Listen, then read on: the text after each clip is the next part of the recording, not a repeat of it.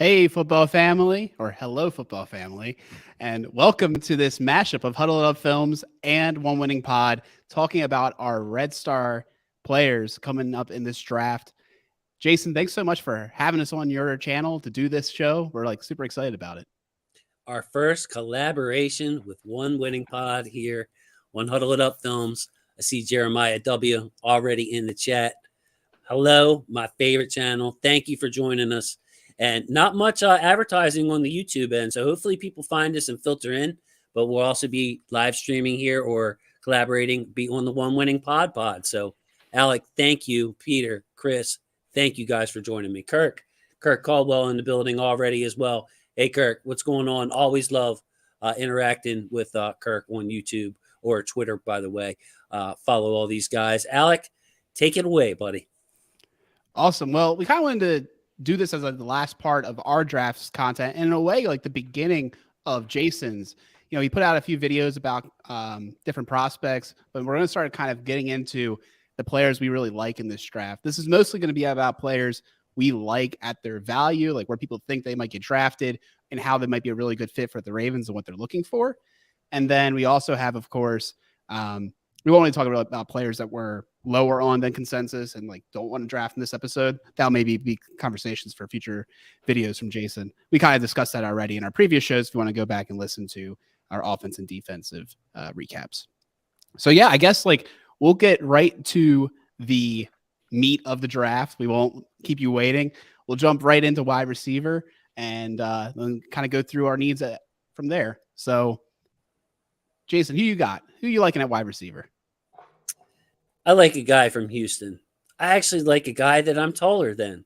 I like a guy that weighs about as much as I do, and that is Nathaniel Tank Dell. Now, I saw some of your other picks on this, and Tank Dell wasn't taken. So I had to take Tank Dell, and I'm going to bat for this man.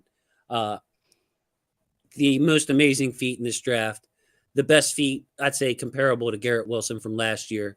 I'm looking on my board, and I have him as a second rounder. I have him sitting there at number 57 with the stars. As a matter of fact, I'll copy and paste my board. Go to my YouTube channel. You can find my board as well.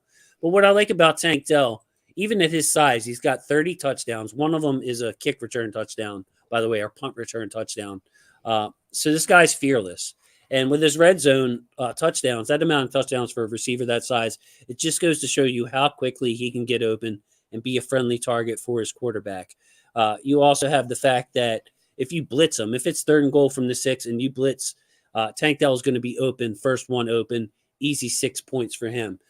Yak, new offensive coordinator, talked a lot about finding space, creating space. This is a guy you want to get the ball in his hands with space. So I don't see Tank Dell as a deep threat. The reason he is my starred player on this board is I've seen a lot of the mocks out there, and I know you guys have too. And he's going 4th round, 5th round. I'll just wait and get Tank Dell in the 4th or 5th round. And I don't think that that's the case. I think when you have an alpha skill like he has, which is his feet, the lightning quickness, the lateral quickness, the yards after the catch, the red zone threat that he is, I see him going end of the 2nd, beginning of the 3rd. So how about you, Chris? Do you have a receiver that you like? Yeah, I was just going to say, I think Tank Dell's really interesting. I mean, I think he's one of those players that the Ravens wouldn't traditionally draft in a Greg Roman offense. We just really haven't many players like that. But, with the new offensive coordinator coming in, I think that could be an exciting piece if you want to build around, something new we haven't seen before. So, he's definitely been interesting. I've seen a little bit of film on him. I know one guy we talked about in our offensive draft picks episode. I didn't even look at wide receiver, but I just kind of noticed him after looking at some quarterback tape was Cedric Tillman. I know he's Alex guy as well.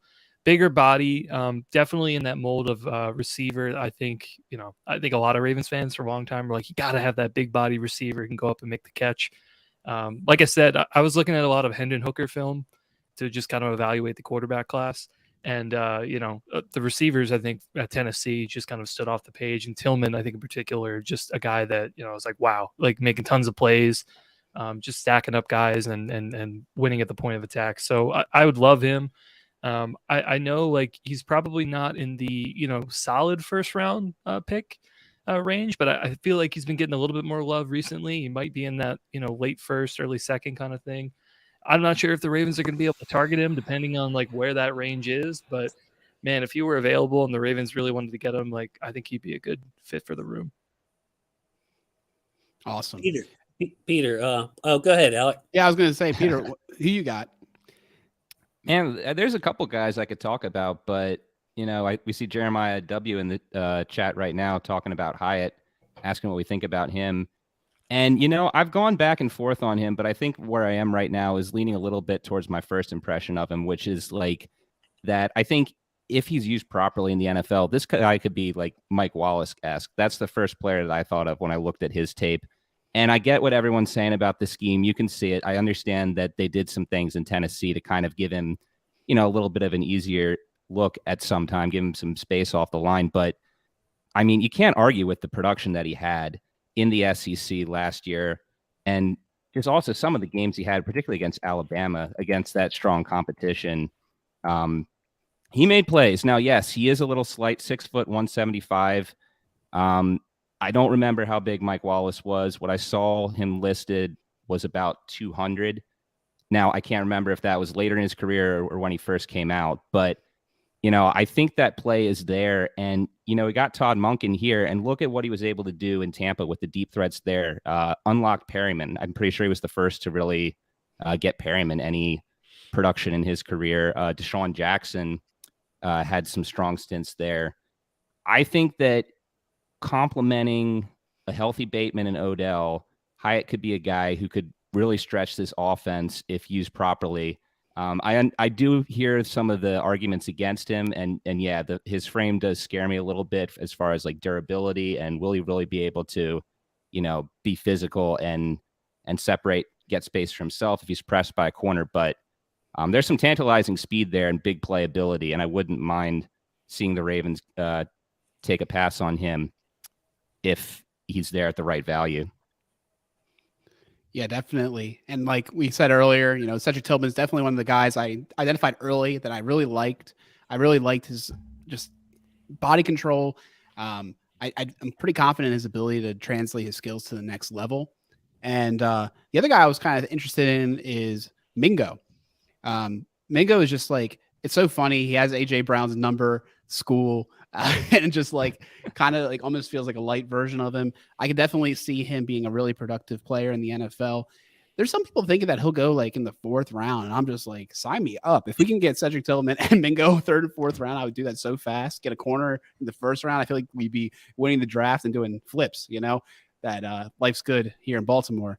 But I will say there is an interesting contrarian take. I haven't read the full article yet, but I got an email today from JJ Zachariason from lateround.com being like, should you buy the Mingo and Tillman hype? And I felt like personally attacked because I'm like, I feel like these are the two guys I've been being the drum. Like the TLDR is apparently Tillman has the better like analytic profile, but he does have a red flag. And then there's also Mingo's production profile and kind of projecting their careers. So maybe you want to go check that out as like a contrarian take, or I like I said, I haven't read it fully yet. So maybe it's not totally contrarian. There's still like obviously a path where these guys could be great. But yeah, I really like those guys a lot. And I'm definitely going to follow their careers no matter where they go. Yeah. Love Jonathan Mingo. Also wanted to say what's up, my good friend, co-worker. I consider him almost Simply AS10, best highlights in the business. Check out Simply AS10 on YouTube. Again, he's just the best at what he does, and I hope he gets a career in it. Selfishly, hope that's what he wants to do because I'd love to see his work for a team like the Ravens. But when it comes to Mingo, I feel like a piece like that had to be written, Alex, because Mingo's just been climbing and climbing and climbing.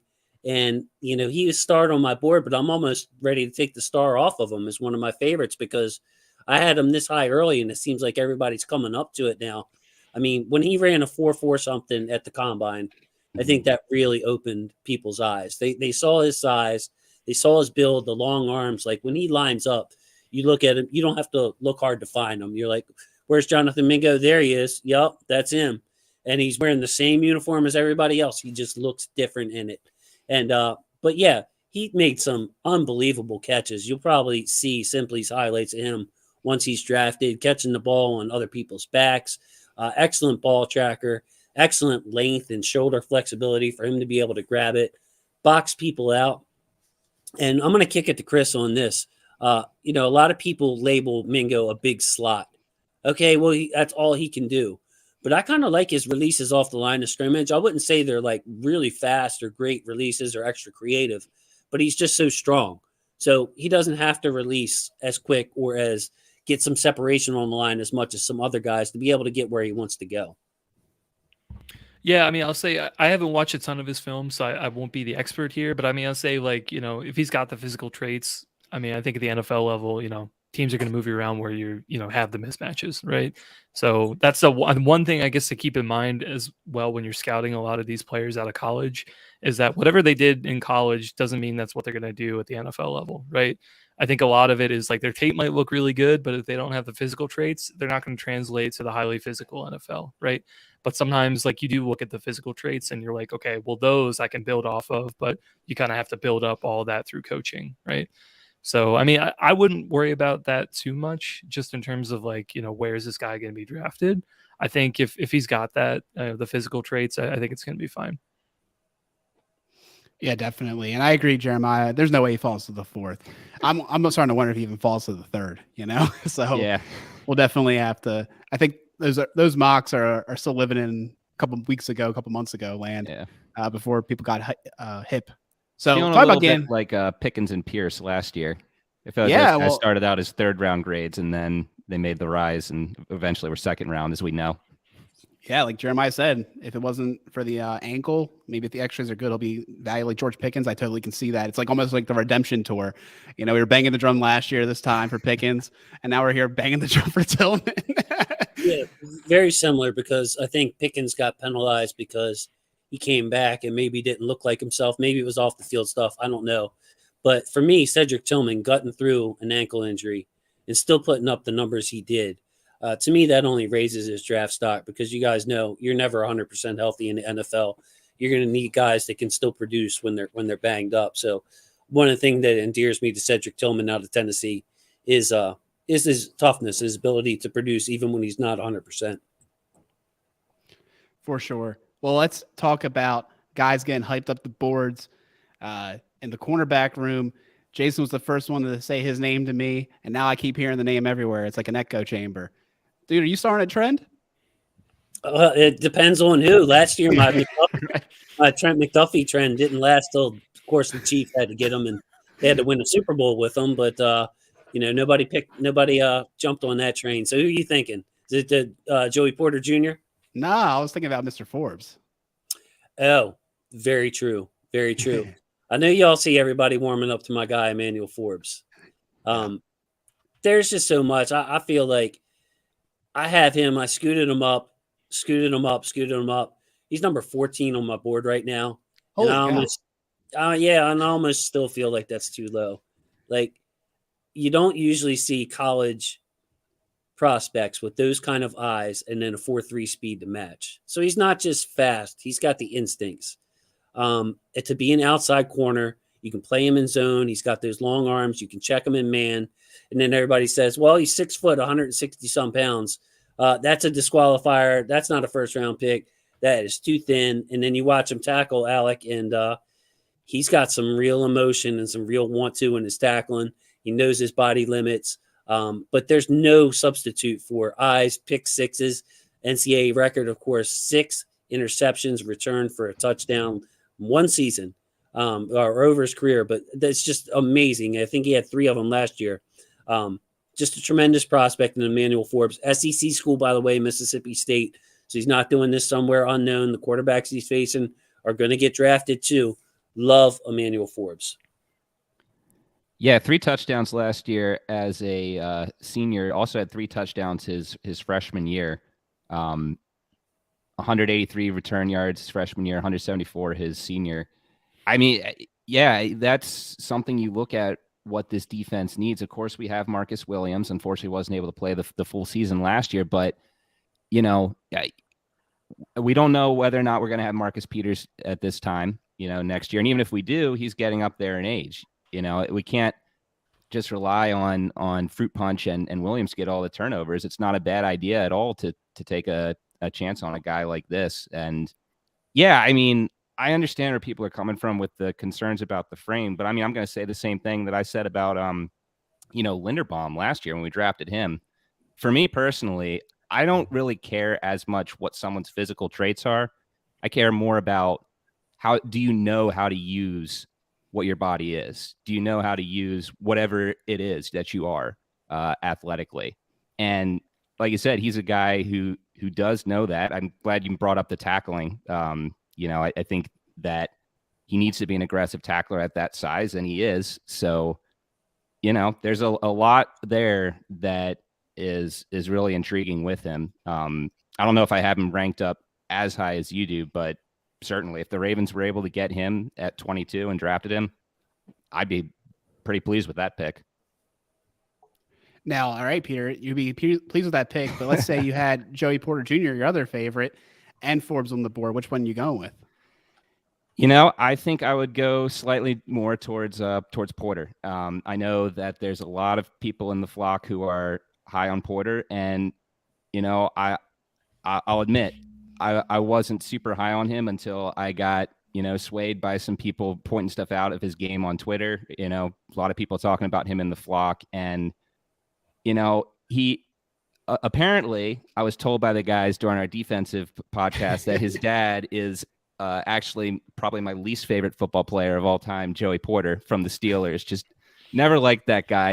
I really am not a fan who has hate for the Steelers, but just something about Porter, just man, the guy, just I don't know what it was. Just something rubbed me the wrong way with him. But his son on tape, I mean, he's physical. He's physical in coverage. He hits hard. There's plenty of that you see him on tape where he's seeing the lane, whether it's a running back coming out of the backfield or a guy over the middle, and he's coming in like a heat-seeking missile and making a big play. There's just so much to like with this guy. I like his footwork, how he mirrors the receiver. I don't have much bad to say about him. It's just a lot there that looks like it has a lot of potential. And I feel like the hard-hitting physical play is exactly what we look for in cornerbacks with the Ravens. So slight edge to me with Porter, but Forbes also a great prospect. You got a lot of good cornerbacks high in this draft. It's really nuts. I was going to say, Chris, I know you got a guy too that you're looking at for corner. Yeah, I mean, I was just going to say, I think I have a feeling like where the board's going to go. Porter, man, I don't know if he's going to be falling to 22. Ravens would have to be trading up to be able to get him. I think the run of corner is going to go pretty quickly. I was going to say, I mean, one guy who I can't tell if I'd be happy with him at 22, but I'd probably be happy with him somewhere at the end of the first, maybe even the second, depending on like a trade back scenario. But Kylie Ringo out of Georgia is a guy I've been kind of leaning toward. I just think he would be a great boundary corner fit.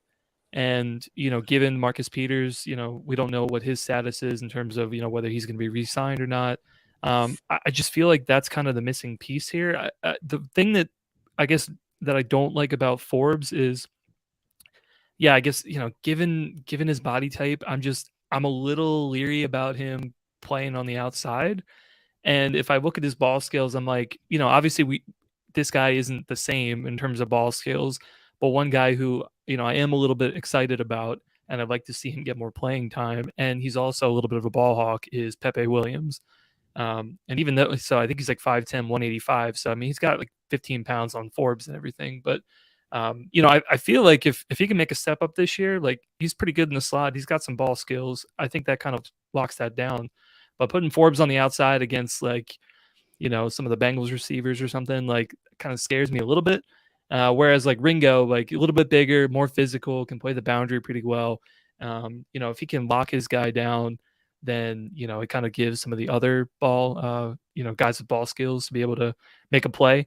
But yeah, like I said, I don't know if it's a guy I would take at 22 and feel great about it, just because there are probably some other really good first round prospects at that position. Yeah, and you know what? I just wanted to add here. I mean, we've talked about we haven't even talked about Devin Witherspoon. We haven't talked about Deonte Banks. We haven't talked about Christian Gonzalez. So when you're looking at pick 22, and this is one of the reasons I say that cornerback is going to be staring us in the face one way or the other at pick 22. There's going to be a guy, whether it's my guy, Chris's guy, Peter's guy, Alex's guy, that we think is a perfect complement to Marlon Humphrey. A cornerback 1, 2, however you want to phase him, but somebody capable of playing that left side, being a little bit of a ball hawk, bringing a physical presence on the strong side, and being there. So I think if I had to say that corner would be the most likely pick for me at 22, just because of the dearth of talent. It's either that, edge is the other group I think that's really strong at the top. I have a feeling personally that the receivers that we want could probably be gobbled up quick like they were last year. So, cornerback is just a really strong group. And, I mean, think about it. We got Humphrey at what, like pick 17 or something? Peter might know, somewhere around there. So pick 22. And that was we passed on Tre'Davious White to pick Marlon Humphrey at 17. So I could see a very similar scenario this year where at 22, a number one corner, future Pro Bowler is sitting there. For sure. Yeah, I love a lot of these prospects as well. And like you said, when you got guys like Gonzalez and Witherspoon, you're pretty confident are going to go in the top. That just pushes these guys down further where there's a chance, no matter on how the rest of the board falls, how everyone else's ranking needs, how the quarterback run goes, how, will wide receiver go early that we don't expect or do expect, so to speak. But like how many wide receivers go? There's a bunch of different ways that these players can get pushed down. I mean, there's tackles in this draft that could likely go ahead of us at 22. Things that we're not looking for. Maybe even like a Bijan Robinson gets drafted, and that pushes somebody back. So I agree with you. I can't imagine 6 corners going off the board before 22, and that means somebody we like is going to be there. So I'm looking at our document here, and I had next up interior offensive line. So Jason, this is a part of, I'm really looking forward to hear what you have to say. Who do you got in the interior? Who do you have as maybe potential guard to come in to challenge Cleveland, challenge, whoever the heck we end up having play guard this year on the left-hand side? So I think the guards are properly ranked where I have them on my board, talking about maybe one sneaks into the first, beginning of the second. You'll see Osiris Torres. You'll see Steve Avila come off the board. Cody Mock will become sometime probably in the second round. But the guy that I'm high on is actually a college tackle, and he's from right here in the state of Maryland, Jalen Duncan. I have it number 56 on my board. So 56 on my board is not counting the quarterbacks. And, of course, the first 56 picks aren't going to be the 56 I have listed for sure. So I'm hoping Jalen Duncan could be somebody that gives you some tackle flexibility that might be there in the third round. Very good feet. Obviously, he's a left tackle. His pass protection is no problem at all. It'll be easy for him at the left guard. I think he has the quickness to be able to get off the line of scrimmage at left guard. He's got the mobility to be able to pull. He's got everything you want in a left guard as far as protecting your quarterback's blind side, the eyes. He's used to working with twists and stunts. And I think it'll be a pretty easy transition. Is he the best run blocker? Is he a mauler? No, Jalen Duncan is not. But what he'll do is he'll be able to move. He'd be able to play in any kind of, you want to run wide zone, he can do that. You want to run power and have him climb, he can do that. Obviously, he's over 300 pounds, big enough to do that. And I really like him he can bail you out of the game at left tackle if you needed him to as well, be your starting left guard. So Jalen Duncan out of Maryland, number 56 on my board. I'd say a sleeper pick. People would say, why would we take a tackle? Maybe we're taking him to compete with Ben Cleveland, give him a half a year to get some muscle, get some used to the position, and have them take over. And also wanted to say what's up to my guy, Raven C, in the building while I have the microphone. Love you, Raven C. Always support you. Thank you for coming through and swinging by, man. It's great to see you. It's funny to me that you mentioned that drafting a tackle while we doing that, maybe move him into guard, because lost in the 25 million questions about Lamar Jackson during that one thing with Harbaugh, he mentioned Falele competing at guard. And I was like, what a mountain of a man on the inside. Peter, I see that you have a couple prospects here as well. Yeah, and the first guy I'll talk about would be the Ravens going a little bit of a different route than what Jason suggested. And we'll start off with, I think it is unlikely that the Ravens would use their first round pick on Osiris Torrance. But here's one thing, path I could see them going. We know that Zeitler is towards the end of his career. This could be his last year in Baltimore. When you look at that offensive line, Linderbaum had a strong rookie year. But do we feel strong enough with that line with Stanley, who's obviously already set as an all-pro, and Linderbaum as basically your two, plus guys on that line, your two borderline Pro Bowl talents. We've had Yanda there, and Zeitler's been a Pro Bowl guy, so I could see them going the route if, like, in a world where somehow all the cornerbacks are gone. Highly unlikely, but you could see them going for Torrance. And I mean, this guy is a physical freak, 6'5", 347, was right guard for Florida, helping in that offensive line, keeping Anthony Richardson safe. And this guy, you watch his tape, and guys aren't moving him at the college level. I think he's got really good footwork, good power. Now, sometimes you do see him get beat a little bit by more athletic pass rushers, and it doesn't, make up for that as best as he could all the time. But I think that's something that's coachable. He's a guy who's just a freak athlete and a technician, and someone I think is going to be a stud player at the next NFL level. Little bit of shades of Kelechi Osemele maybe in his game, but yeah, again, not something a route the Ravens I think are likely to take, but it is something that I think is a possibility given Zeitler's age and how we know that the Ravens really like to have multiple studs on the offensive line. So if they take a guard over a receiver or corner, man, Chris, yeah, I wouldn't like it. I just don't like it. I think we can get a good starting guard with a future in the third round. But yeah, Torrance, though, to your point, Peter, just a dominant mauler type. And he's just like, his body's so big, he's hard to get around. I mean, he has a little problem with quickness, but he's long, wide. Like, I think that he'd be fine once he adjusted the speed to the NFL to be able to be your stud guard, which is your right guard going up against the three techs all the time. There's dominant defensive linemen. He's definitely got a future in this league. But yeah, Alec, if we pick a right guard over a receiver or corner in the first round, I think that would go pretty terrible.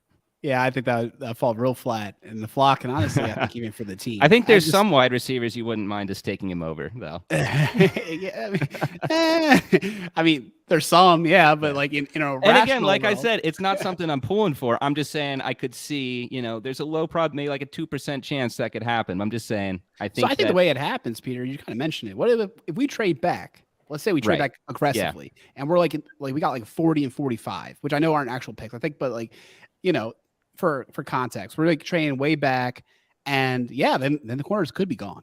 They very well could be gone, and then the wide receivers you like are gone. And Raven CD, yeah, me too. I'm gonna pull my hair out, but hey, Alec, I can see it. Look, we trade back. We got 2 second-round picks. We get our guard of the future, and we get Tank Dell or Jonathan Mingo, or some of our other favorites. I mean, that wouldn't be too bad, Not crazy. If we come away with our first pick in 85 as a guard, though. None of us last year were talking about Hollywood getting traded and that's getting Linderbaum. Weird things happen on draft night.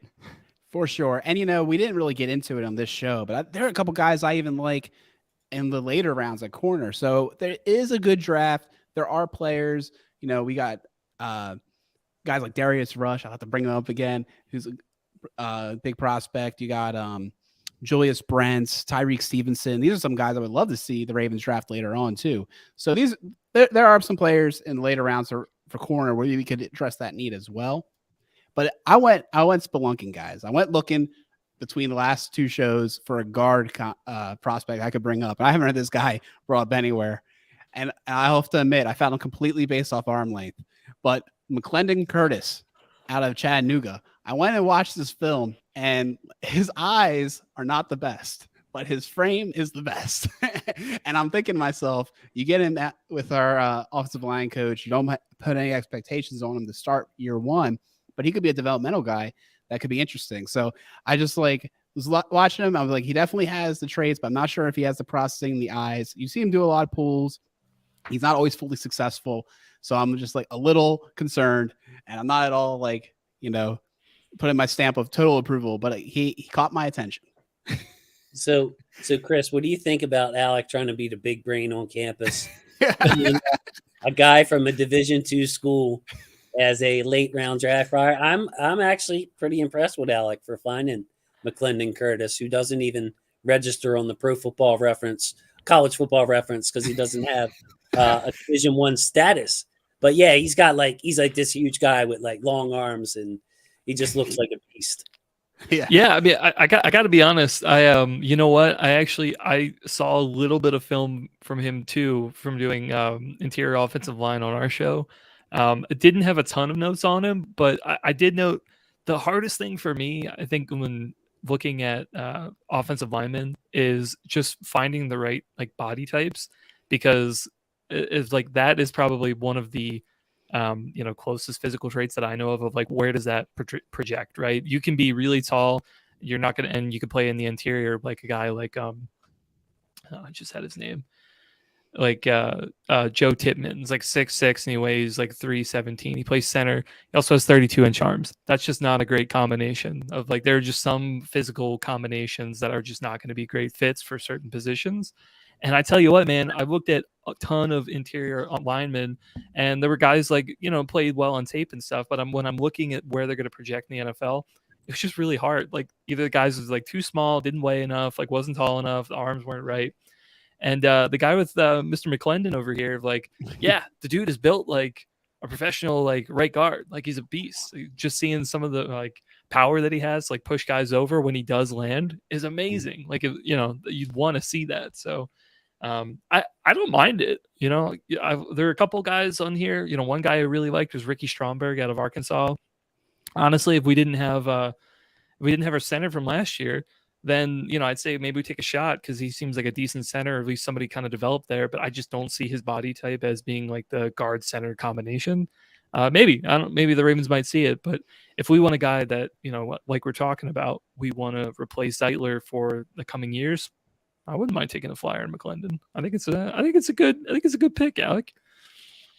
So Alec, my buddy Mark brought up Jarrett Patterson. I believe his first name's Jarrett, out of Notre Dame. Wanted to ask if any of you guys know anything about Patterson. Mark, he's somebody that I have to take another look at, because I gotta be honest with you, I watched the Senior Bowl. I wasn't real impressed. I kind of like darked him out early because I already had like 25 interior offensive linemen I was looking at. But he's a guy, Mark, quite honestly, he might be on my board, and he might be in the draftable range by the time I'm finished, because, man, everybody else seems to like him. And whenever everybody else seems to like him, it doesn't mean I'm going to just be a sheep and just go along with everybody. But Peter, it means to me, it feels like I should take another look at him. Yeah, and I'm in that same boat with you as well. He's someone I need to take a better look at as well. But like you're saying, there's a lot of good minds in the flock. A lot of people who are watching stuff on YouTube. A lot of people who know stuff. So, yeah, if a lot of guys are bringing him up, definitely someone I think we should take a deeper look at. Well, I guess the next position group is inside linebackers. And I know that we had a nice conversation about it on our show last week, but I'm really excited to hear what Jason has to say about this group. Yeah, my Red Star guy was pretty easy on this one. His name is Deion Henley. He plays Washington State, so Pac-12 guy. I would just say I love him. I mean, people will knock him for his age. I think he's like 24 years old, so he's an older rookie, still feeling the effects of COVID and shutting down seasons and half seasons and guys wanting to prove themselves. But, there's really nothing that I see on tape that he doesn't do well. You're talking about like his calling card is his coverage. So number one, if you're got a coach, like I'm thinking John Harbaugh, he showed his willingness to play Patrick Queen 100% of the snaps last year next to Roquan. He likes having two inside linebackers on the field. Not always a dime guy. He was when we had Chuck Clark. Will he be now? I don't know. But Deion Henley's calling card is being able to cover. He reminds me almost of Bowser, but just imagine an inside linebacker who can match up on tight ends, break up passes, intercept passes. Love Deion Henley. And then from the run defense, when the action comes towards him, he's very long armed. He's got the skills. And he doesn't just have long arms, he uses them. Stack, shed, physicality. You can see him scrape down the line and make plays. Just a high IQ player. He's got the physical build. He's got the mindset. I think people are seriously sleeping on this guy. So Deion Henley, yes, he is my Red Star player by far at inside linebacker. And just going through now, I have him at the top of the draftable list. I would put him higher, but I don't think that I need to. He's number 90 on my board, and that's considering that as of now, the Ravens already have 2 inside linebackers. Would that change on draft day and change my board? If Patrick Queen's traded, of course. But to have an inside linebacker who's not highly touted by others, number 90 on my board, says something, Alec, about how much I just love Deion Henley's game. If you're not familiar with him, watch a little highlights, watch a game of him, and you can see just the timing he has in all phases. The run game, he knows when to shoot his gap. He knows how to blitz.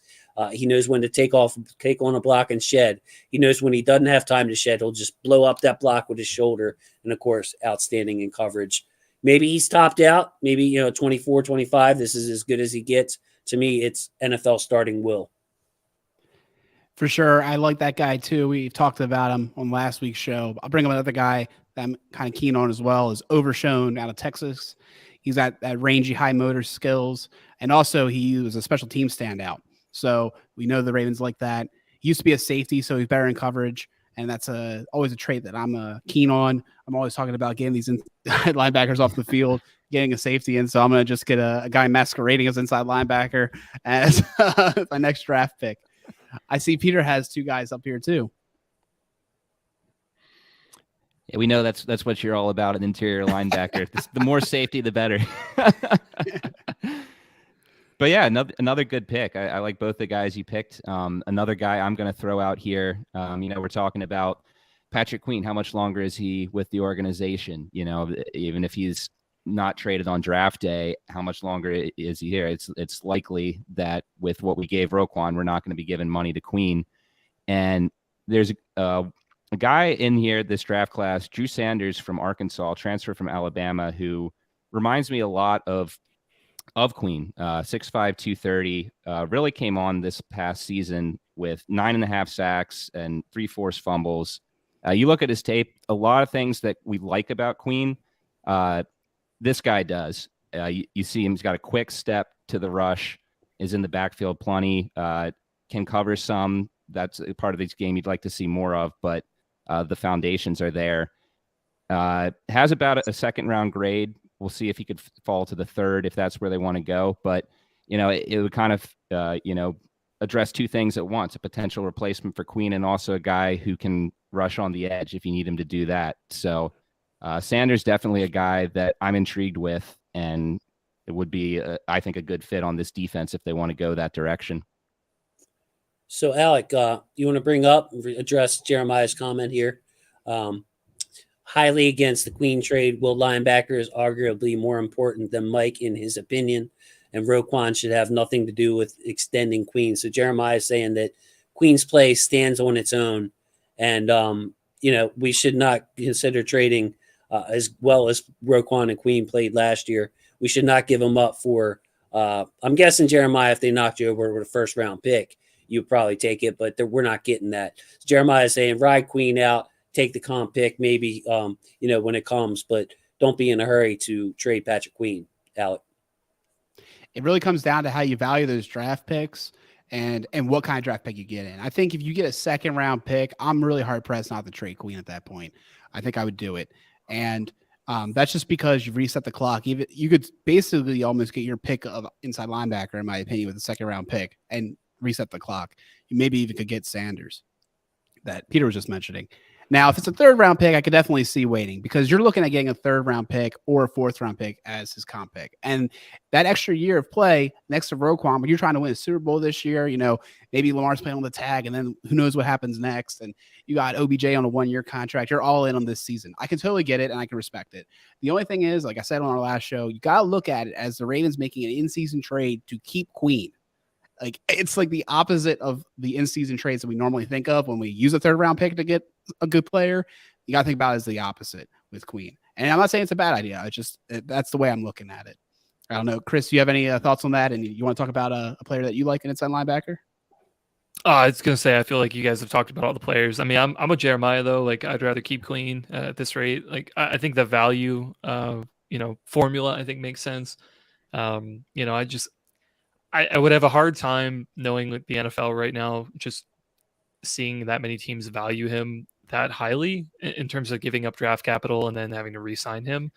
I just think it would make more sense for the Ravens to keep him for at least next year. I mean, then they have the 5th-year option still. Like he was playing pretty good even before Roquan, and I think it's going to be hard to find somebody, particularly when we like took forever to find Roquan to finally like solidify the linebacker room. Like, don't be in a rush to ruin the room. Fair enough. I think that's a really good point that Chris brought up. Something I think we have to remember when we're talking about these draft day trades, all the players that have been traded, including Chuck Clark this year, Orlando Brown, Hayden Hurst, Hollywood Brown, they wanted out. We don't have any knowledge that Queen does. And I think that the Ravens have to be careful there from a locker room standpoint, like we're saying, from a standpoint of players wanting to come here, to keep the guys who want to play. Now, maybe Queen can see the writing on the wall. Maybe he knows some things that we don't know, that they're definitely out on, extending him, giving him a new contract. And maybe he wants a fresh start at that point.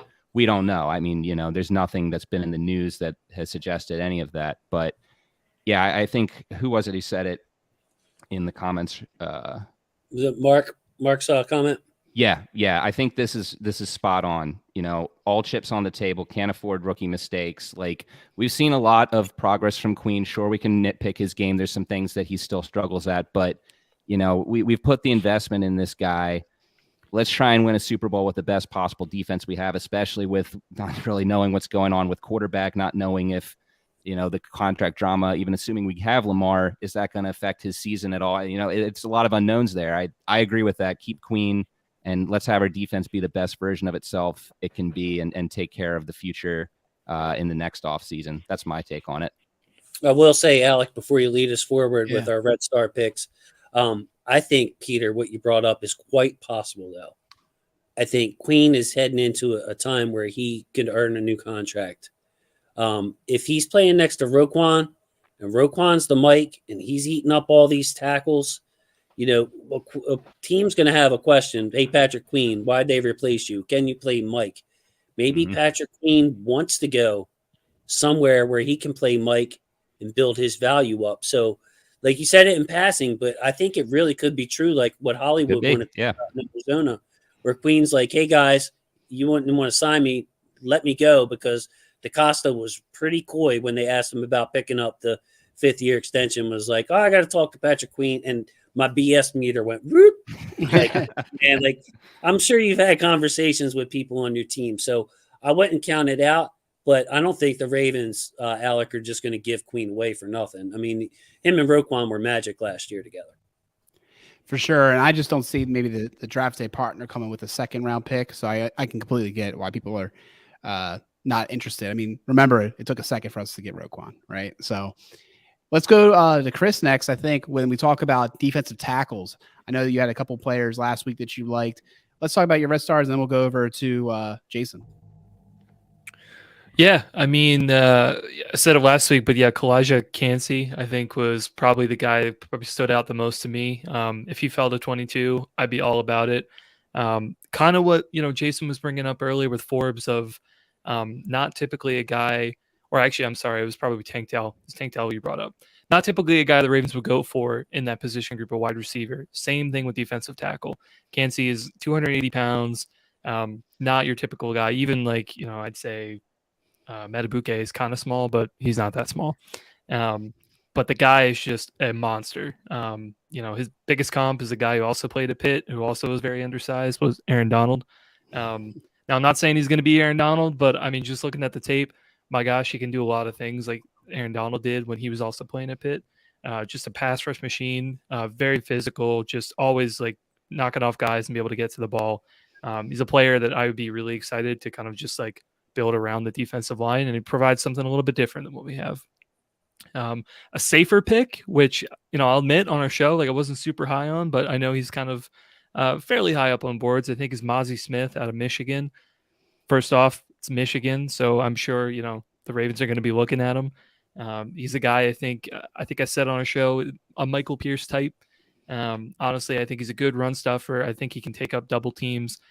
Some of the other guys, kind of looking at the defensive tackle group, some of the guys, like, they can make plays, they're bigger bodied, but they don't eat up as many double teams. And I do think that is a value, that you're looking for in defensive tackle, especially if you're going to be on the middle, not playing the end spots or, edge spots or anything.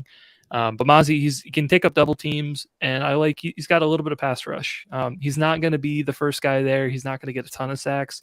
But honestly, if you can provide consistent pressure up the middle, I think that's what you're looking for at that position group. Love it, Chris. And now Kalijah Cansey is somebody that I dropped down my board because I don't see him as a fit for the Ravens. I think a 4-3 team will eat him right up because he's what you want for a 4-3 team. You tell him to take a gap, he is going to take it.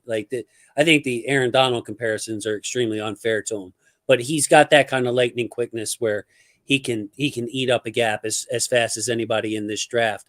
But when I was looking at it, when I did my star player, Jeremiah just mentioned him, but he didn't type his name in. So I'm a little disappointed in you out there, Jeremiah. His name is Adetomiwa Adebore. Now, there, I just messed it up. Adetomiwa Adebore. Now, Mr. Adebore out of Northwestern is somebody who has quickness as well. He can shoot a gap, but he's also got the skills, as Jeremiah is saying here. Northwestern guy with long arms is intriguing also. Man, he's just a monster. And he first came on the scene to me at the Senior Bowl. So when I saw him pushing people around and looking like a beast among his peers, like, who the heck is this guy? I looked on the Northwestern website. They had him listed at 260 pounds. So I'm like, well, yeah, he's pushing around guards. He looks real quick. No wonder he's an edge player. No wonder he's dominating these centers. So he shows up at the combine. He weighs 280 something and runs a 4.49. Now that's what Jordan Addison ran, a 4.49. Adebore did it at 280 pounds. He reminds me of Matabike, Peter, in his just like, he's an inch shorter than Matabike. He's about 10 pounds lighter than Matabike. So, like, density wise or whatever it's called, he adds up. Inch shorter, 10 pounds lighter. Same kind of just like cut body, same kind of explosion. Matabike, a guy, Peter, as you know, when he came out, well, he's more of a one gapper, a gap shooter. I don't know if he can, and we've seen his development here to where he's the ace on the run. Adebore is a guy that I see going in the third round, fourth round, an afterthought among, of course, Jalen Carter, Brian Brzee, Kalijah Cansey. I got him right there with Cansey. And it would not surprise me, Peter, if he went in the first round because he's got that kind of rare skills. They had him lined up on the edge at 280 pounds. He had a left tackle in the Big Ten with a spin move, hits the quarterback. I'm like, this guy is ridiculous. You're not supposed to do what he does at his weight. And if you can get him by and get that interior pressure, maybe he starts off as a sub rusher. Next year comes a more full-time role. Man, look out. I just love Adebore. Peter, go ahead. What do you think? All right. Yeah, I mean, Jason sold me on him right there. I'll admit, this is probably the position group that I just really haven't gotten that deep into yet. Just a lot of positions, man. And it's one I feel like the Ravens are pretty set at for now, but you can always use more linemen. We've talked about that. So I certainly could see them taking one with one of the later picks they have. I think another guy who might be there in the third to fourth round range who is also intriguing from an athletic standpoint, Kobe Turner, interior defensive lineman, played his first 3 seasons at Richmond and then transferred to Wake Forest for his senior year. And you watch this guy's tape. This guy just has a really high motor. You can see there's multiple instances on tape of him tackling running backs from behind as a defensive lineman, 293 pounds. A guy who doesn't have the best pass rush skills, only had 2 sacks as a senior there. But, you look at what he did at his pro day, and he didn't run at the combine, but He had a really strong pro day there. I think that he's a guy that if the Ravens took late, kind of fits that developmental mode, that they have with guys, looking back at like Broderick Washington or Arthur Jones, someone who give him a season or two in the organization could come up as a rotational guy, maybe a starter, a bridge guy before you get someone who's a real every down starter, or could be an every down starter. We've seen them transition guys from mid to lower draft picks and be a guy who's been there for a few seasons. So, I admit this is a position group that I have not researched as much as I would like, but he is someone that's standing out a little bit right now due to some of his measurables, due to some of his athleticism at the position, that I see some potential there that could be a good idea for the Ravens in the later rounds. Well, Peter, I'll ping pong it back to you because I know that you like the safety group. And for me, the defensive line, I'm kind of with everyone we already talked about. I remember, hearing about Chris. I've been talking to Jason about these prospects, and, I didn't really have any new guys I wanted to add. So let's talk about safety and talk about your guys there. Sure. Yeah. I mean, Jair Brown, I believe is how you say his name, out of Penn State. Again, safety is an interesting position right now for the Ravens. You got your starters set. We obviously drafted Hamilton last year, Marcus Williams. Now Chuck Clark is out. So we could see them, even though we got Geno Stone there, I think you need a little more depth. And Brown is a guy who does really pop out on the tape from a playmaking standpoint. There's some shades of Ed Reed here with this guy when he has the ball in his hands. Wouldn't be shocked at all if he's a guy who's watched a lot of Ed Reed tape. I mean, if you're a safety in the going into the modern NFL, you've watched a crap ton of Ed Reed tape, let's be honest. But yeah, I mean, he is a guy, big time player at Penn State. He's got more of a mid-round draft profile. And, honestly, with safety draft, there's not really that many guys here. And particularly later, the big one is the guy out of Alabama, Branch, who's a guy who can kind of line up all over the field. He might not be a pure safety at the next level.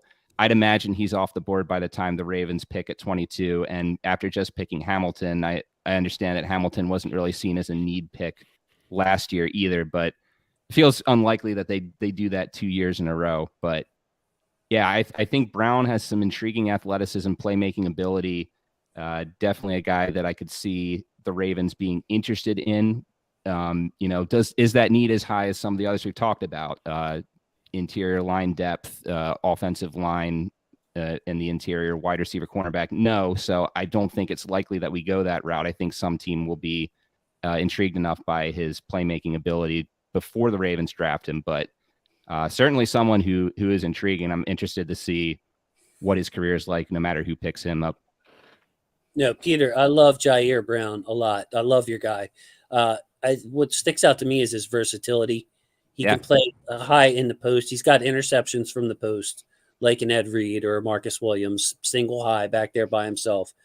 He's great blitzer, great against the run, just always seems to be around the ball.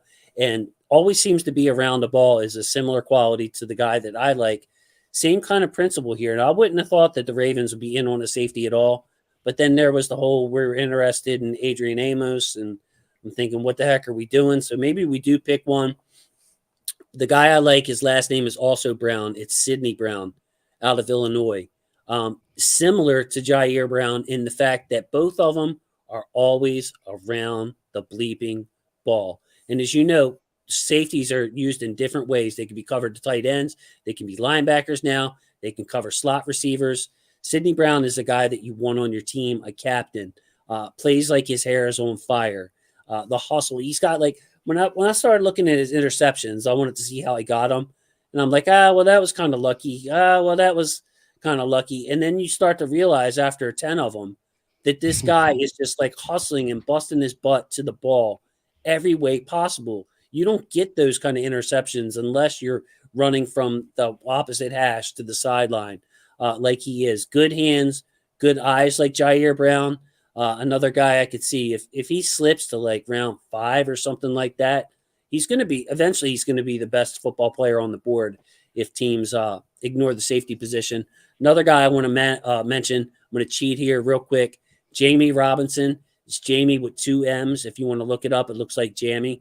The reason I like him is because he is a slot cornerback to me. So if whoever drafts him, they're going to put up Jamie Robinson safety. What you're really getting is a guy who can play safety, sure, box safety, but he's really a slot cornerback. Reminds me a lot of Tavon, another high energy guy, another fearless guy. He's like 5'7", not bulky. And the way he's able to weave in and out of blocks and avoid blocks in the box and find the ball carrier is really impressive. But what sticks out with Jamie Robinson is his ability to cover small, quicker targets. So you're talking about going up against Deontay Johnson. You're talking about going up against Amari Cooper. You're talking about going up against Tyler Boyd. Jamie Robinson is every bit as quick to be able to keep up with those guys and keep Hamilton in his safety position. So I'm going to cheat and take 2 safeties. Like, I feel like I got too many on my board, but all of them play different roles. They're not just like a free safety and strong safety anymore. They're linebackers. They're slot corners. For sure. And I want to bring up the comment from Jeremiah, just kind of talking about how kind of fits with my belief is that I think this is a need for the Ravens. Safety is a need, mostly because until we figure out who our slot corner is, it could still be like behoove us to have Kyle Hamilton play that position, have Geno Stone be a safety back there. And then suddenly, we're really thin at safety. There's no one left. So I think the Ravens need to add a safety one way or the other, be it a late round guy or an undrafted free agent. Who that guy will be, I'm not 100% sure, but I do fully expect the Ravens to address his position one way or the other. Before we move on, I wanted to say, Chris, do you have any safeties you want to bring up? No, not really. I was just going to say, I feel like this position group as a whole is just a little bit weaker than maybe it was last year, but I love hearing, Jason and Peters and everyone's kind of opinions on some of the guys like later in this draft class. I feel like that's going to be where you're going to find some of these gems, is looking at a lot of the tape of some of these guys who are like, you're not going to be at the top of the board. So I'm looking forward to it. Whoever the Ravens end up taking, or, whether they don't, I'm looking forward to it, because I feel like there's got to be like 1 or 2 of these guys that are going to be good long term, but it's just from a class that is just, as a whole, I think is just kind of weak. Yeah, to piggyback on what Chris just said, you can wait probably undrafted, and one of these dudes is going to slip through. Like Jason, you want to feel old, man. We got Marvin Harrison Jr. coming out next year. Yeah. We got Joey Porter Jr. How about Jason Taylor Jr.? Oh, wow. In this draft. Wow. And he's a pretty darn good free safety with not great athletic skills. So kind of like the opposite of his dad, who is an athletic freak. But you want to talk about a guy who can, first note, he can walk and chew gum. Like he's got like 3, 4, 5 eyes, where one's on the quarterback, one's on this receiver, one's on this receiver, and he just processes everything. So like to Chris's point, maybe it's an undrafted guy that comes in to make his team. It wouldn't be uncommon for Ravens to get a guy late, like Geno Stone in the 6th, or Chuck Clark in the 6th or 7th, whatever Geno was, and make him and have him stick. Yeah, such a cool conversation about the safety class. I think, like what you said, Jason, all these players being a little bit different now. It's all about finding the right fit for your scheme and the right guy that you can put in the right position to play well. Now, there's no contest. Maybe corners deeper, but the edge position is super deep in this class. You can't even begin to say it's not a strong class. So we'll start off with Jason and then kind of go around the horn. Who you got, man?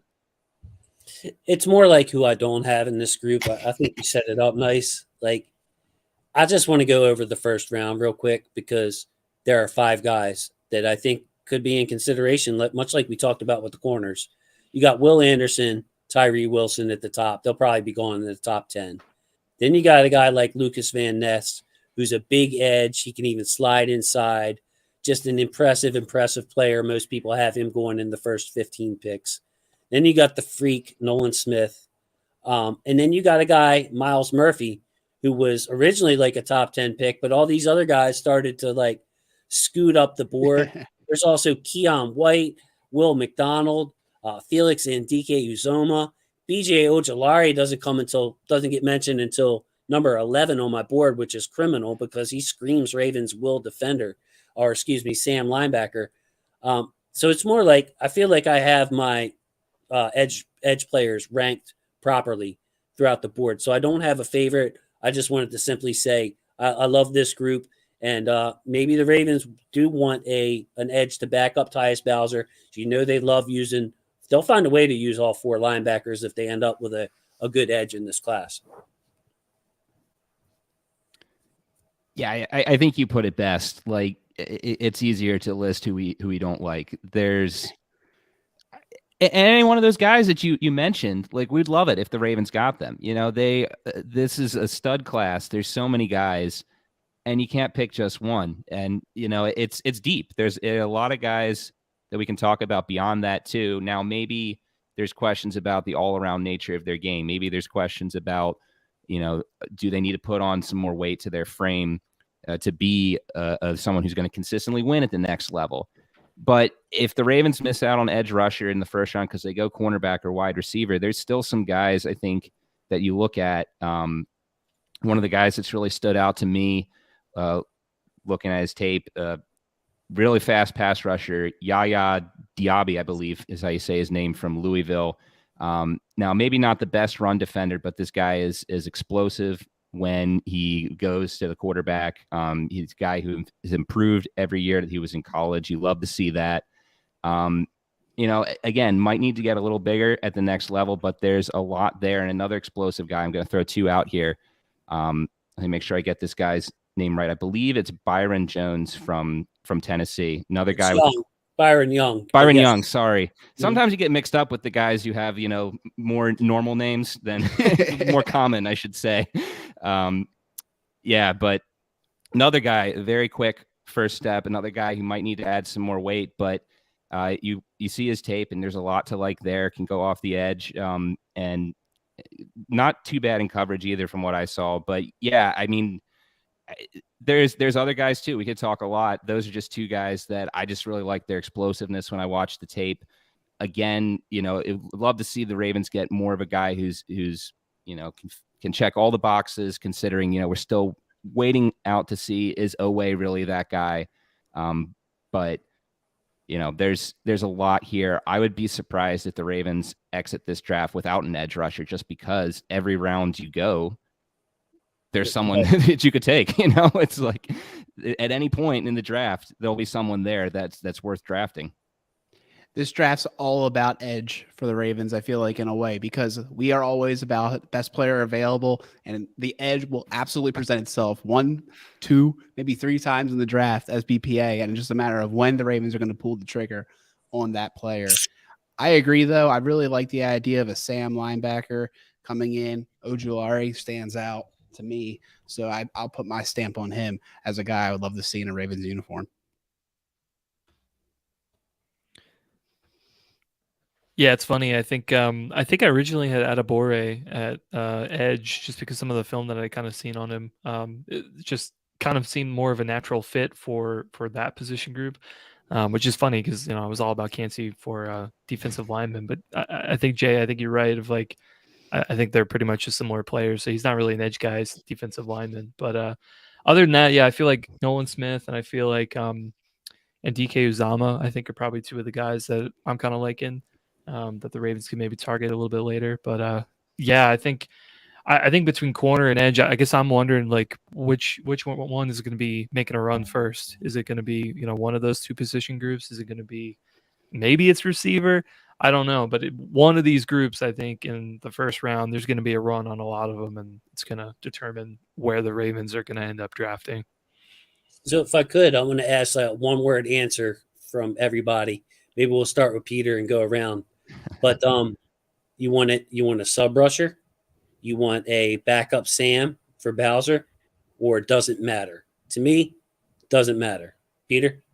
I go, it doesn't matter. I liked what we saw with McDonald in his first year of just how many different positions he wanted to put players in. I think that just get a talented guy and the Ravens will figure out the best way to use him. Doesn't matter, but Sam. Because I can understand that too. like it doesn't actually matter, but I feel like that's not like that. I would prefer the question before the doesn't matter wasn't an option. So I'm going to say Sam. Yeah, I mean, I'll say about a beacon cherry, and I'll say this. I'll say Rush, and that's just because we've got Bowser, we've got Oweh played a little bit of Sam last year. Whether he's the best fit for Sam, another story. But I think, I think if you get somebody else at the rush spot, I think that helps too. So Like it. Yeah. Well, we talked about all the defensive positions kind of back to back to wrap that up. So now we're going to wrap up the show with the offensive positions. All these positions are really interesting for the Ravens because the ones we haven't talked about yet are quarterback, which we all know that situation going in, running back, which is a fascinating problem for the future of the Ravens. Very unclear who's going to be the running back in 2024. Is 2023 the year that you take a player to start developing him for that role? And then tight end. We took 2 tight ends last year. The room is very full. Even with losing Oliver, you could argue that the Ravens don't need another tight end. But we'll start off with quarterback. I mean, I've said enough about AR-15 that it's no secret he's my red star here. So I'll throw out Stetson Bennett. I saw someone saying that he might be falling off people's boards now. And I don't know what's going on there. I know Peter doesn't like him. So let me just ping it over to Jason. What are you thinking? I know you're not big into the quarterback evaluation, so if you don't want to put your name on it, I have nothing to say. Give me Lamar Jackson. You want to draft one of these guys in the mid rounds to replace Tyler Huntley? That's fine. I'll look him up and study him afterwards. But no thoughts. I don't even want to waste any time on the quarterback, so I'll just pass it along. Yeah, I mean, I think that's just kind of what the answer is, because it's like, if it's not Lamar, then I don't know what we would have to say there, because then it just comes down to, okay, well, what did you get in the trade package for him? Where does that put you in the draft? And then, it seems like the top 4 quarterbacks are going to be gone after pick 6 in this draft. So it's like the only way you're going to get a shot at Richardson is if the Lions trade for Lamar. So then after those guys, like, there's not really anyone who really stands out. We've talked about Hooker in the podcast. We talked about McKee. We talked about Bennett. There's lots of drawbacks to those guys, as we pointed out. So, yeah, I think I agree with Jason there. It's like, we know that Lamar is obviously the best possible option, and if not, then we got a lot of questions as to what the Ravens' next move would be. Yeah, after the OBJ signing, I feel like if the Ravens went out and got a quarterback round 1, like, that's just like ruined any sort of negotiation. I guess that already happened. Good faith that already happened from that. So I don't think it's a good idea. But yeah, in general, I watched a good bit of film on this class. I feel like outside the top 4, I don't want anybody. I don't think any of these guys are honestly any better than what we have in Tyler Huntley. So, which kind of sucks to say, because I would like an upgrade, but I don't think this class is it. All right. Well, I'm going to deviate a little bit from our sheet. Let's talk about tight end and end on a high note with running backs. I think that's going to be a spirited conversation. And I'll just say one last time, I love Mr. Barker. Give me some Barker. Is a late round guy or undrafted maybe. I wouldn't want to skip over any of the other positions in need. But if the Ravens can find their way to getting Barker on the squad, I'll be smiling. Just like I was smiling with Blakely last year. Here it is. Is that your guy too, Jason? No, it is not. Okay. No, it's another huddled up films. Barker, sorry about that. Barker did not make my board. By the way, if we had some kind of need, I would have more tight ends listed on my board. I only have 9. I would think my favorite, if we were to add a tight end, I would think it would have to be somebody who could block, because we have likely Kolar, Mark Andrews, obviously. So I don't think we want another pass catcher only to take up targets. Now, I actually like Luke Schoonmaker out of Michigan, so maybe it does happen. Maybe he gets the Ben Mason treatment. But I loved his blocking. If he lasts to like round 5 or something, maybe the Ravens take him. But I don't see the Ravens using a pick on the tight end at all in this draft. I think you can get a blocking tight end. You can get an Eric Tomlinson type off the street to provide you depth. You got Pat Ricard on the roster, who is blocked in line plenty in his career. So I'll throw Luke Schoonmaker out. He's my positional favorite, but I don't think the Ravens draft one. I'll throw in actually Shoemaker and Darnell Washington. How about that? I'd also love a Darnell Washington. The guy's a total package. And when I did the show with Ken, he was like, I could see him being a tackle, which kind of threw me for a loop, but I can see it too because one of the scouting prospects was saying that he's basically a guard. Like when he's out there, he blocks as well as any guard. And you could see it too when he was at the combine. He just moved those those sleds as if they were nothing.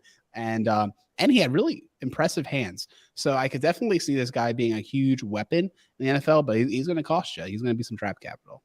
Peter, who are you going to say? Go for tight end? Oh, I thought that you were going to jump in.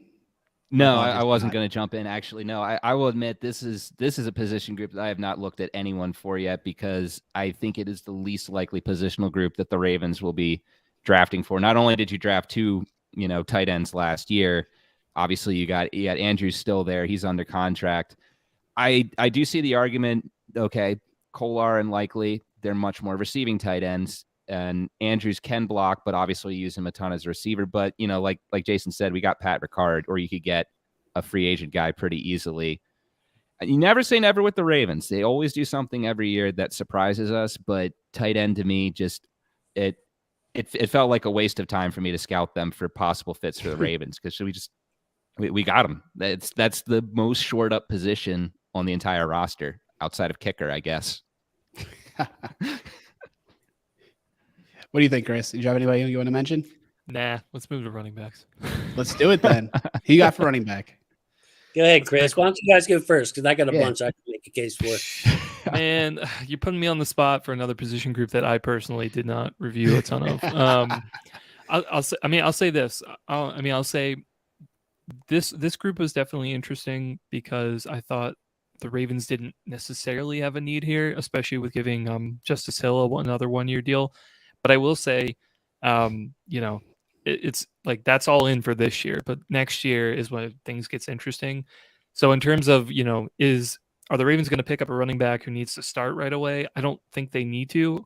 I think you definitely should consider a guy to develop behind, maybe redshirt for a year, because next year we're going to have some running back issues.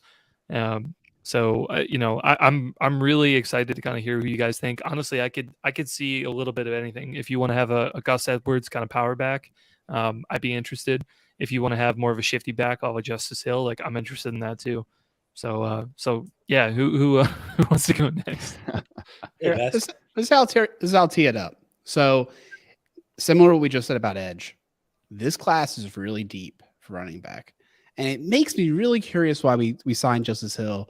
And part of me thinks the Ravens aren't afraid of carrying 4 running backs this year because you know how they love their special teams. Justice Hill got the little SP or ST next to his name on the depth chart. Him and Delshon Phillips and Welsh, sucking up roster spots. So why not have a 4th running back?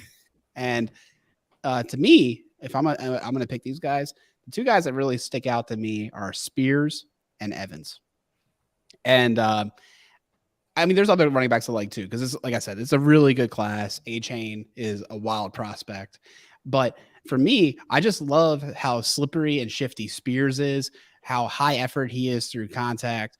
And I could see how his receiving would be a projection, but how it could also be there. And then with Zach Evans, he's super interesting to me because I wonder if he's going to slide. There's these like character concern issues with him, which I think are baloney.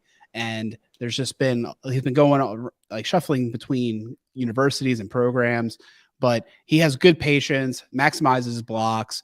And if his medicals come out all right, because there are some injury concerns and he can clean up his ball security, I wouldn't be surprised if he's one of the better running backs in this draft. So those are the 2 guys, maybe a third with A-Chain. Was it A-Chain? Maybe there was who's the Penn State running back? Jason, do you have that? I think you have the wrong school, to be honest. Yeah. Okay, then all right. All right, it's not Penn State then. Never mind. All right. So those are the guys. Texas A&M. Is that the one you No, mentioned? he is Texas A&M. A-Chain is. I thought there was a Penn State guy too that I like, but maybe I'm misremembering. Oh, my bad. So, Peter, who you got? Spears was my guy.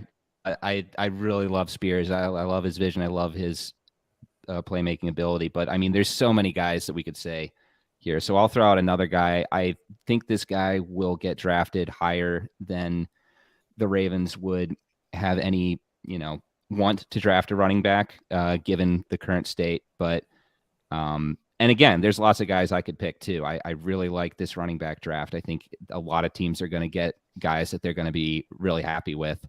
But out of UCLA, Michigan transfer, Zach Charbonnet, maybe. You say that's how you say his name. Senior last year, almost 1,400 yards, 7 yards per carry, 14 touchdowns. Just touchdown monster throughout his career. Has really good receiving skills. He just looks like an NFL back on tape, in my opinion. Not the biggest guy, but he also has some good moves after the tackle. Explosive. There's a lot I could say about him. He's going to make some team very happy. I doubt it's the Ravens, but if the Ravens are looking at, not saying I agree with this move, but are they looking at not signing JK or Gus? I think he's a guy that could come in here and make some noise. I like what I see from him from the receiving game. We know that that's something that we're waiting for the Ravens with these backs, but yeah, I mean, Spears, I like Spears more than I like Charbonnet, but he's another guy that I find really intriguing in this draft. I love Tyjae Spears. My spiel on him, you mentioned the vision. It's not just in the patience. It's not just vision as far as, okay, I know what hole I'm going through. It's the timing of him allowing his blockers to get there, seeing how his blockers are attacking the defense, to be able to make the next move, have the next move in mind. And then he's got a little bit of of elusiveness to him, Tyjae Spears does. Not in like the shake and I'll spin you and break off 3 different people on the way to the end zone, but he sees you coming, much like Lamar's gifted at. He sees you coming before, you see him half the time, and is able to leverage you one way and put his foot in the ground and take off the other way. So I love Tyjae Spears. The guy I think that people are sleeping on is Chase Brown from Illinois, another Illinois guy. In fact, he's Sidney Brown's twin brother. But 2 of my Red Stars are twin brothers, which is, I realized that. So that gets me excited. I think I went from 6 o'clock to 7:30 just thinking of that. But yeah, Chase Brown, my initial notes on him, a lot to like. Pass catching back, power, speed is probably passable, but I'm afraid he might be a 4A player. So I loved everything about this player, but my concern was, I don't think he's, fast or physical enough. I think he's just kind of a guy who's great at football. And then he comes to the combine and runs a 4.43. So I know it's a track event. I know there's a difference between play speed and combine speed. And I trust my eyes on tape. I do. I don't think he's 4.43 fast. But when I watched him, I was wondering if he was too slow for the game. And maybe that's just him pacing his runs and changing speeds and setting people up. Because like I said, heck of a football player. He can do it all. His pass blocking was good. I like his ability to catch out the backfield. I saw him run between the tackles, saw him run off tackles. Like I liked everything about Chase Brown from Illinois, except I was just wondering if he wasn't a good enough athlete to be in the NFL. And if you run 4.43, I don't care if your play speed's a little slower, you're a good enough athlete to be in the NFL. So day 3 guy for Chase Brown, I could see it, man. I could see it. He could, and with all these running backs being so good, somebody's going to, again, like we were talking about corners, somebody's going to slip to the 5th, 6th round, and he might be your fantasy, lead running back from the rookies next year because he lands with a great team and a great opportunity. So I would say, like, for your fantasy players out there, just pay attention to opportunity. They draft somebody in the first 5, 6 rounds. That guy, yes, he can be a starter too. I like this Chase Brown pick a lot. I'm reading one of his scouting reports, and just the patience, kind of a good all-around back. And like you said, if he has that measurable, one of his comps is Khalil Herbert. I like that guy a lot. So, that's awesome. Peter, what do you want to say? Oh, just that Chase Brown, another guy that also stood out on tape to me. So and really like what Jason said there. I agree with what he said there. Another really intriguing guy. Like you said, there's a lot here. It's not a bad year to have a running back need. For sure. And this is where the trade back, I think it gets interesting. You know, if the Ravens get shifty at 22 and they're like, all right, we're going to go to 25, kind of similar to what they did with Linderbaum, right? I think they got 22 or 23. It was 23 maybe in the trade with the Arizona. And then they went to 25 and they got another 4th-round pick. This is exactly the kind of exchange that the Ravens get that 4th-round pick. Maybe they trade that one. They get 2 5s and, 5 and the 4th next year or something, whatever. Who knows? If they can keep getting that marginal value and then they go ahead and draft a running back, I'm not going to hate it. And I just hope they find a way to get him on the roster, protect him, and not have another Beatty situation. That's all I ask. If you're going to do it, you got to make sure you're serious about him, and that's the only knock I would have about drafting a running back in this current situation is we saw what happened with Beatty. Yeah. But it's no longer irresponsible for the Ravens to draft a running back. It's not totally irresponsible. It's just like I think give you guys some crap because that's what you said to me. I think it's irresponsible if they don't get more picks. So that's what I was saying. Like they need to find more picks if they're going to do that. What are you going to say, Jason, before we wrap it up? No, I was just going to wrap it up on. I echo your sentiment on Justice Hill, and I realized that both J.K. Dobbins and Gus Edwards are free agents after this season. So this time next year, you could be looking at just Justice Hill on your roster.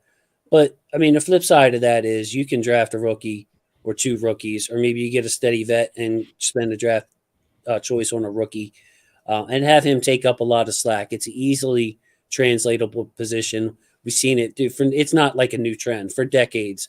Your Arian Foster way back, I think, that's 15 years ago now, all of a sudden came right in and led the league in rushing. So, I don't think the Ravens are in a bad situation for the future if they don't get a running back. They could run with J.K., Gus, and Justice this year and see how it goes. Maybe get an undrafted guy, see if you can get him to stick around. But if they use, like you said, Alec, if they get an extra pick or 2, which I'm not a big fan of hoarding picks for guys that you're not using, but if they did get an extra pick and, Chase Brown or, like you said, Zach Evans is there in the 6th round, shoot, tell them, hey, look, next year we got no running back signed.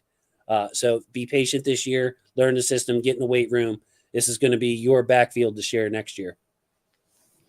For sure. Well, Jason, thanks so much for having us on your channel. We really appreciate it. It's been a lot of fun.